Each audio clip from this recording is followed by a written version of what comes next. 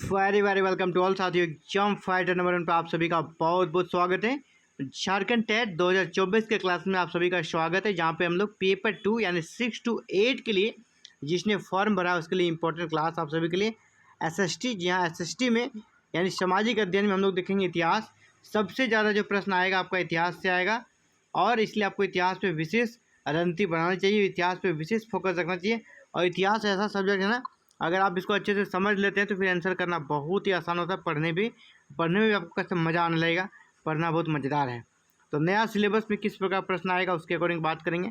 और practice set जो है ना, बिल्कुल जो वो अभी सिलेबस जो आपका 2016 के अकॉर्डिंग बन रहा है उसी के रिगार्डिंग ये क्वेश्चन है, उसी के समतुल्य क्वेश्चन बनी हुई है। इसके साथ ही यहाँ पर जितने भी क्वेश्चन है बताते चलें, ये प्रीवियस ईयर आए हुए हैं किसी न किसी टेट एग्जाम में, चाहे वो किसी भी स्टेट का हो, है ना। क्वेश्चंस आया हुआ है और क्वेश्चंस आप देख पा रहे हैं एसएससी सीजीएल में। अभी यहाँ जेएसएससी सीजीएल में क्वेश्चंस किस प्रकार रिपीट किया गया एसएससी का क्वेश्चन को। तो यहाँ पे क्वेश्चन रिपीट झारखंड में बहुत होता है, तो क्वेश्चन हो सकता है आपको हूबहू यही मिल जाए। क्वेश्चन रिपीट का सिलसिला अभी यहाँ पे चल रहा है। तो चलिए, पहला प्रश्न आप सभी के लिए, भारतीय राष्ट्रीय कांग्रेस नाम किसने दिया था? भारतीय राष्ट्रीय कांग्रेस की स्थापना कब हुई थी? 1885 में। 1885 में भारतीय राष्ट्रीय कांग्रेस की स्थापना हुई। तो ये नाम जो है ना, ये पूछा नाम किसने दिया था। भारतीय राष्ट्रीय कांग्रेस नाम होगा, ये नाम किसने दिया? सुरेंद्र नाथ बनर्जी, दादा भाई नौरोजी, फिरोज शाह मेहता या महादेव गोविंद रनाडे। तो ये नाम दिया था grand old man of India, किसको बोलते हैं? दादा भाई नौरोजी को। तो दादा भाई नौरोजी ने ये नाम दिया था। बी नंबर आपका आंसर रहेगा। नेक्स्ट, भारतीय राष्ट्रीय कांग्रेस का अग्रदूत थी, यानी जब भारतीय राष्ट्रीय कांग्रेस की स्थापना हुई तो किस संस्था इसके को कह सकते हैं इस भारतीय राष्ट्रीय कांग्रेस के रूप में परिणत किया गया, यानी कौन सी संस्था थी ये भारतीय राष्ट्रीय कांग्रेस से पहले, जो कि एक तरह से कह सकते हैं इसका अग्रदूत। जैसे कि अभी एक ताजमहल, जैसे आप एक हिस्ट्री में क्वेश्चन आता है, ताजमहल का अग्रदूत किस बिल्डिंग्स को माना जाता है, यानी ताजमहल की को स्थापित करने की प्रेरणा कहाँ से मिली थी। तो हम लोग किसका नाम लेते हैं? हुमायूं का मकबरा को उसका अग्रदूत माना जाता है। इसी प्रकार भारतीय राष्ट्रीय कांग्रेस की जो स्थापना हुई, इससे पहले इस प्रकार का कौन एक संगठन था जिसे कि कांग्रेस का अग्रदूत हम लोग मान सकते हैं? कलकत्ता की इंडियन एसोसिएशन, या फिर इंडियन नेशनल कॉन्फ्रेंस, या फिर ब्रिटिश इंडियन एसोसिएशन, या फिर द इंडियन यूनियन। तो जी हाँ, वो संस्था था आपका Indian national conference. Indian national conference को भारतीय राष्ट्रीय कांग्रेस का पूर्वज या अग्रदूत मान सकते हैं। क्वेश्चन नंबर 3, महात्मा गांधी ने कब नमक सत्याग्रह प्रारंभ किया?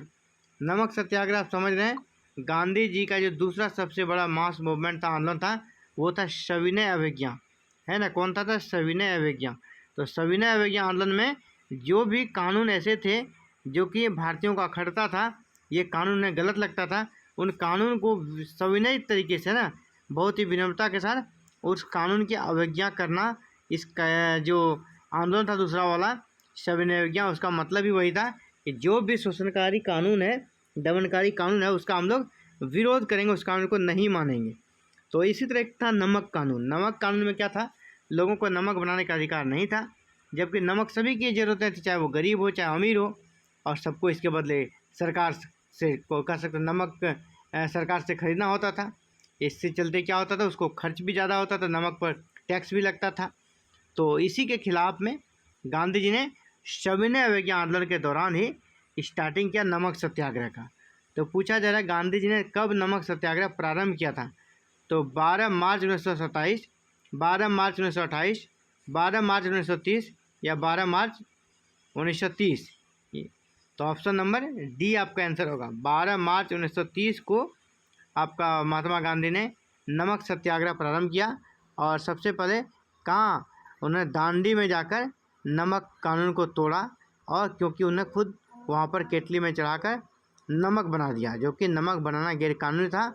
उसने बहुत सारे लोगों को आंदोलित करके अपने एक बड़ा सा मास लेकर, बहुत सारे लोगों का हुजूम लेकर दांडी में जाकर नमक बना दिया। और इस प्रकार कह सकते हैं जो कानून था कि नमक कोई व्यक्ति नहीं बना सकता है, उस कानून को तोड़ने का काम किया। इसी को नमक सत्याग्रह कहा जाता है। और इसके बाद पूरे देश में नमक कानून को तोड़ा जाने लगा, और इस प्रकार ये आंदोलन काफ़ी सफल रहा। तो चलिए, कब स्टार्ट होता है? 12 मार्च 1930 को नमक अगला है व्यक्तिगत सत्याग्रह का शुभारंभ कब हुआ। व्यक्तिगत सत्याग्रह है ना, कि इंडिविजुअल सत्याग्रह करेंगे, कोई बहुत बड़ा संगठन बना के नहीं, व्यक्तिगत रूप से करना है। इसका प्रारंभ कब हुआ था बताते चलें। ये हुआ था आपका कब, पहले इसको डेट बताते हैं फिर हम लोग इसको डिस्कस करेंगे। व्यक्तिगत 17 दिसंबर 1940, 17 अक्टूबर 1940, 17 जनवरी 1940 या 17 फरवरी 1940। तो ये आपका 17 अक्टूबर 1940 हुआ था।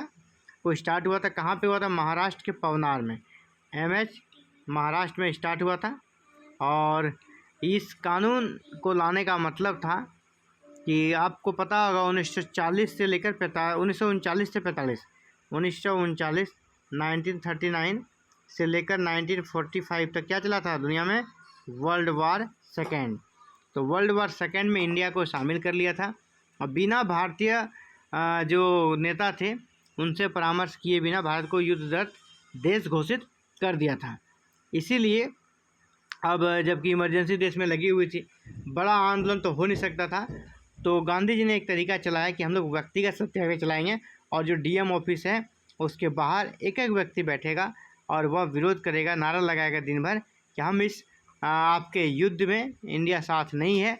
इस प्रकार की बातें वहाँ पर मैसेज देने के लिए दुनिया को और ब्रिटिश सरकार को कि हम आपके साथ मॉरल तरीके से युद्ध में नहीं है। तो ये आंदोलन चलाया गया था 17 अक्टूबर 1940 को। और सबसे पहले इसके कह सकते हैं जो बने थे सत्याग्रही वो थे विनोबा भावे और महाराष्ट्र के पवनार से आंदोलन स्टार्ट हुआ था 17 अक्टूबर 1940 को। अंग्रेजों को एक तरह से कह सकते हैं मैसेज देने के लिए किया गया था। 1915 में महात्मा गांधी ने अहमदाबाद नगर के पास साबरमती नदी के किनारे एक आश्रम स्थापित किया था। यह किस नाम से जाना जाता था, साबरमती आश्रम, हरिजन आश्रम, सत्याग्रह आश्रम या फिर स्वराज आश्रम। तो गांधी जी ने जो साबरमती के किनारे जो आश्रम बनाया था उसे साबरमती आश्रम भी कभी कभी कहा जाता है, लेकिन जो उसका पॉपुलर नेम था, अगर सत्याग्रह सभा मिल जाए या सत्याग्रह आश्रम तो आंसर वही होगा सत्याग्रह आश्रम। लेकिन अगर ये ऑप्शन में नहीं रहे तो आपको अगर साबरमती आश्रम भी मिलेगा ना वो भी सही होगा, क्योंकि साबरमती नदी के किनारे बनाया था तो उसका नाम आपको साबरमती से जुड़ा हुआ हो सकता है।